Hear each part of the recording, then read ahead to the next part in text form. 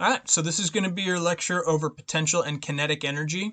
We're going to talk about the units of energy. We're going to talk about the different equations that gravitational potential energy and kinetic energy are going to have. And I'm going to go through some math with you and try to show you the best that I can how those work. So to start off, energy is measured in units of joules. So always include units in your answer. There will be no naked numbers.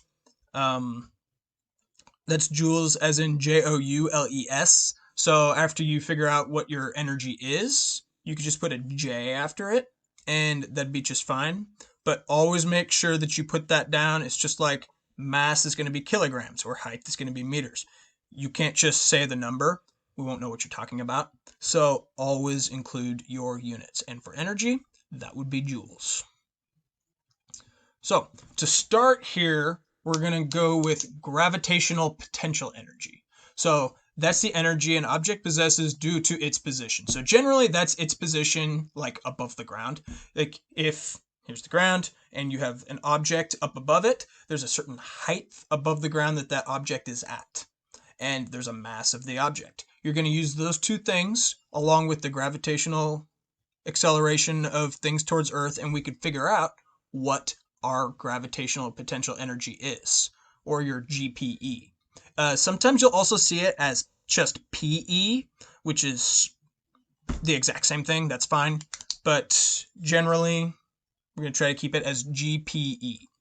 So when you see GPE, that's what that stands for. It's gravitational potential energy. That is measured in units of joules. And that's going to equal this MGH thing. So this MGH, the M, is going to stand for mass. That's measured in kilograms.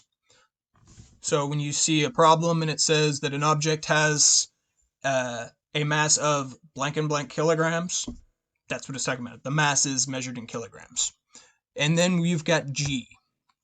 That is the gravitational acceleration of objects towards Earth.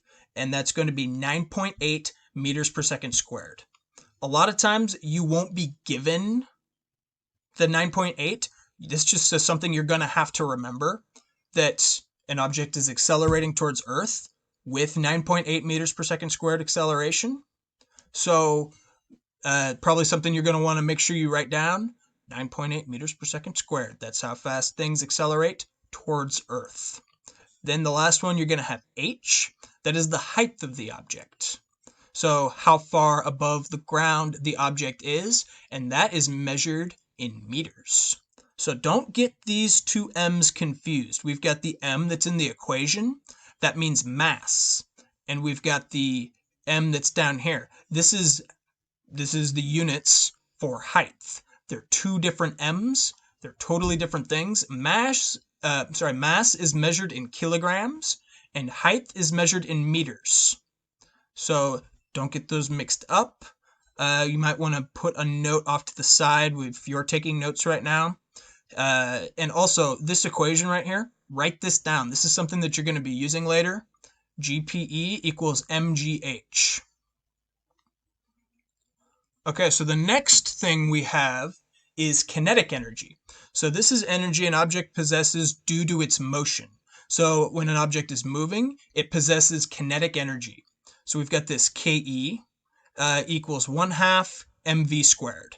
So the KE, I think you could probably figure out, is kinetic energy. Now that's also measured in joules. It doesn't matter if the energy is potential energy or kinetic energy, it's still energy, and that's still going to be measured in joules. Equals 1/2 the mass times the velocity squared.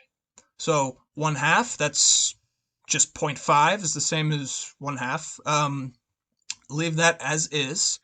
And then you're going to have the mass. Mass is still measured in kilograms. And you've got velocity. Velocity is measured in meters per second. So meters per second, and you're going to square however fast that thing is moving. So again, write this equation down. This is going to be something that you're going to use a little bit later.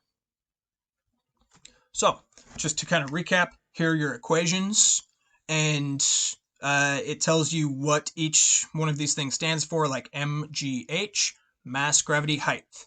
0.5 mass, velocity squared.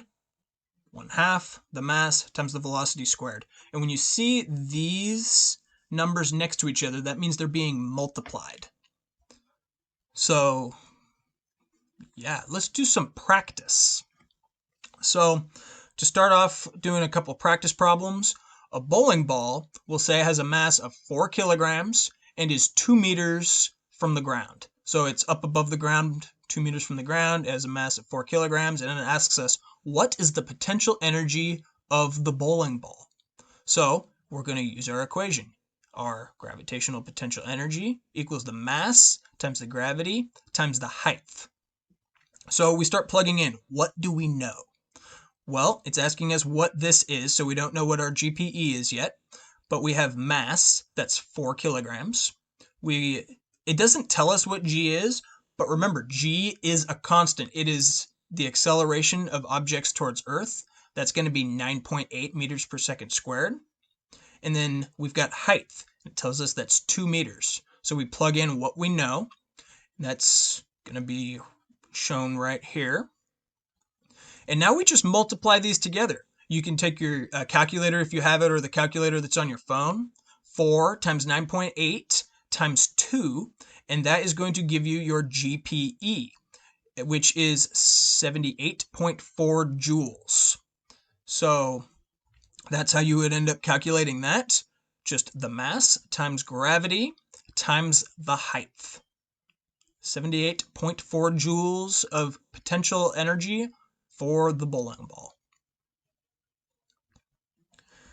Now, the second one, it says a dog is running down a road at 6 meters per second. What is the kinetic energy of the running dog? So we look at this problem, we say, all right, what do we know?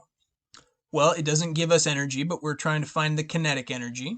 So we know we're using our kinetic energy equation, which is 1/2 the mass times the velocity squared. We know how fast the dog is moving. That's V. That's 6 meters per second. We know the mass of the dog. That's 15 kilograms. So we plug that in for M. And 1/2 is going to stay as 1/2. So we plug in what we know, and our equation is going to look like this. Now, to start this off, I like to start with the velocity because it's squared, and it's kind of a pain to go back and do it later. So we're going to take 6 squared. That's 6 times 6. Then you multiply that by 15 kilograms. Then you multiply that by 0.5, which is the same as 1/2. And you're going to end up with 270 joules. So this is how you would solve a kinetic energy problem. The one before is how you solve a potential energy problem, or a gravitational potential energy problem. There's going to be a problem set on Google Classroom, or an assignment on Google Classroom that you guys are going to do. You're going to use both of these and go through, write the math out, and make sure that you're not getting tricked or stumped anywhere. Make sure you go through this just like we did here and say, all right, what do I know? What do I not know? And then you can go through and solve this the best that you can using those two equations. And that's kind of it, I think. All right, well, good luck, guys.